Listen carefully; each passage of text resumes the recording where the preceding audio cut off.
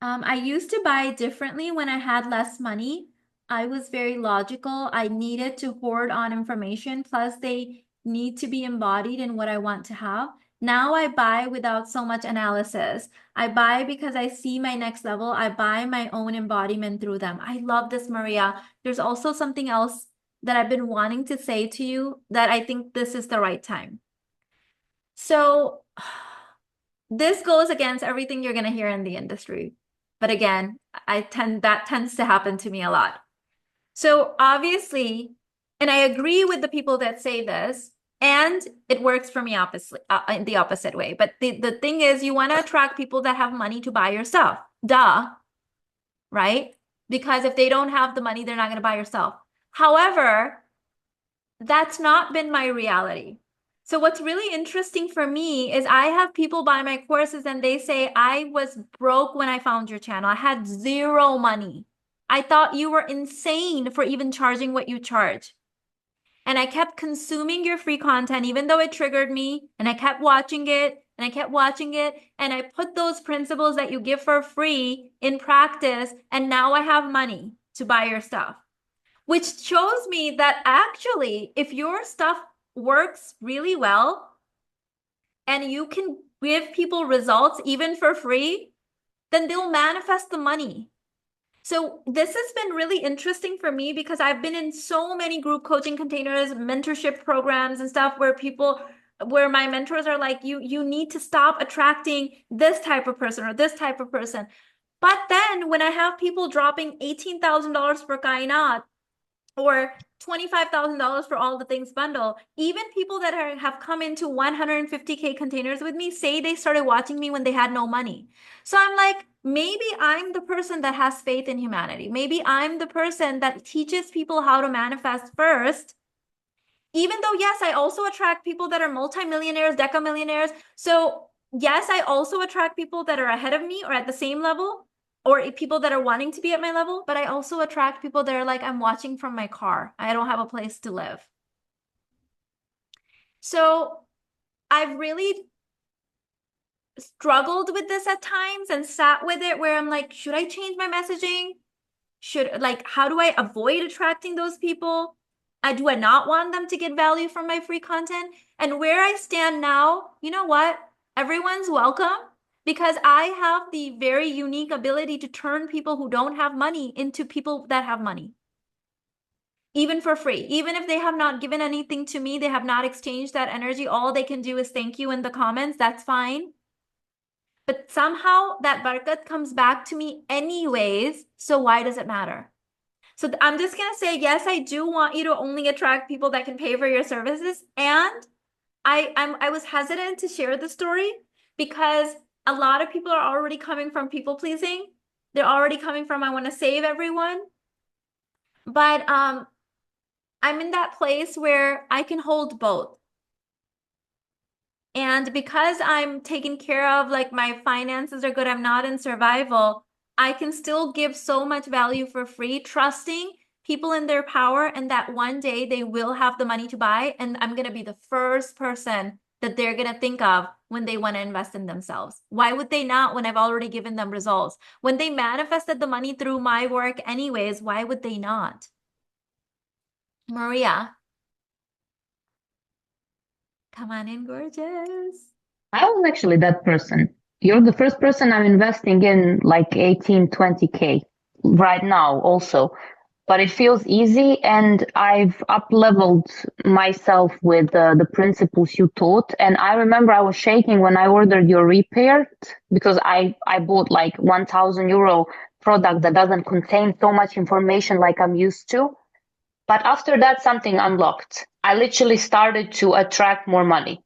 And then I bought something else. And then we were in Budapest. Then I was like, man, like I have to be there. Like you were flirting with me so crazy there. I mean, I was just like, it needs to happen. Like I'm happy she gave me the desire because that's how things happen for me. Like first I have this burning desire and then resources show up. So I was like, thank you so much that you showed up and created such a burning desire and I attracted the money. And I know that this will multiple more than 11-fold than you write in your messaging in the emails. I can already feel that. So it's a no-brainer investment. Also, I want to just also mention one more example. Like basically, Joe Dispenza saved my life. I was about to kill myself. I found his work and I recorded my first meditation from his book for free. I didn't have money for 10 euros to buy them. That I'm gonna just keep on donating to his. That's my desire. I just want to keep on giving back to that channel without even asking. I don't care. Like I just want to invest in his organizations, and I'm just donating more and more, literally, because I just want to give back from abundance. And that's something that I've been waiting for years, but I knew I want to give back.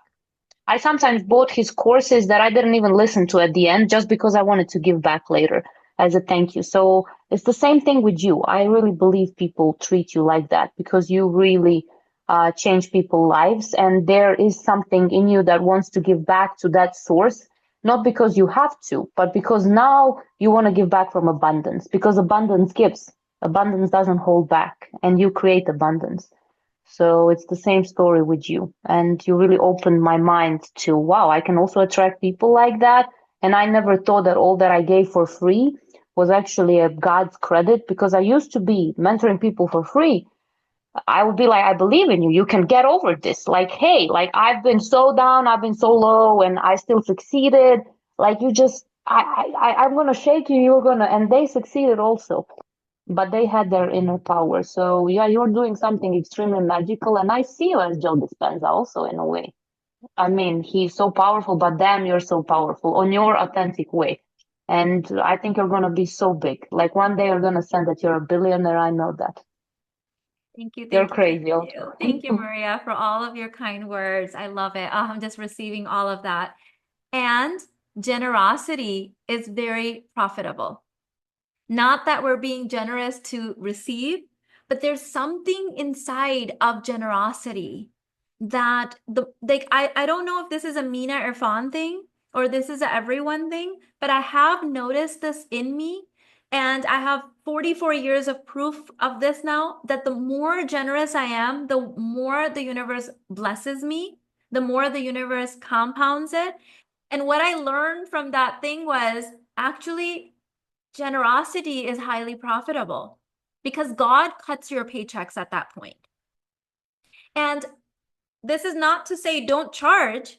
The reason I can be so generous, while if someone else is being overly generous, I'm like, you've never made a call to action, I'm going to be suspicious. It's because I can overgive and I can also charge. I can also receive. I'm also available for that. So the only time I'm suspicious with my clients and I'm like, you are giving, but when it comes to making a call to action, you're shaking, you're nervous, you're wobbly. Okay, now it's time to receive. So there's always individual coaching around that, but don't ever shy away from like, oh, if I give too much, they're not going to buy. I'm here to tell you, I've got receipts to prove it. Because when we're contracted, it's like the universe almost puts this like protection spell. Oh, she doesn't want to be seen. She's afraid. Okay, let's halt everything. So when you are balanced in being able to receive, never shy away from over. There is no such thing as overgiving when it's coming from a healthy place. When it's coming from, I have to overgive, otherwise they won't love me. I have to overgive, otherwise I'm not worthy. I have to overgive or no one will buy. That makes it yucky. Now we're in performing energy. Now we're in, I'm not enough. I'm enough. I'm giving from the overflow of my heart. I see people in their power, even if I've caught them in a time in their life when they're not. Like if you caught me at that time where I was sitting on the couch thinking about ending my life, I was still Mina Irfan. I was still the soul that you see me. You caught me in a time where I was disempowered. That does not mean I'm not a powerful person. But if someone could see me in my power then, calibrate me to a higher portal, maybe I would have gotten here faster. So I see people in their power, even if I've caught them in a bad time right now. I know that I trust that they will be able to manifest if given the right tools, if given the right faith, if given the right hope. I'm not only am I attracting my ideal buyers, at any given time, I'm also creating my ideal buyers. That's a whole different, that's high-end divinity level, but that's a whole different field. I'm also creating them by trusting people.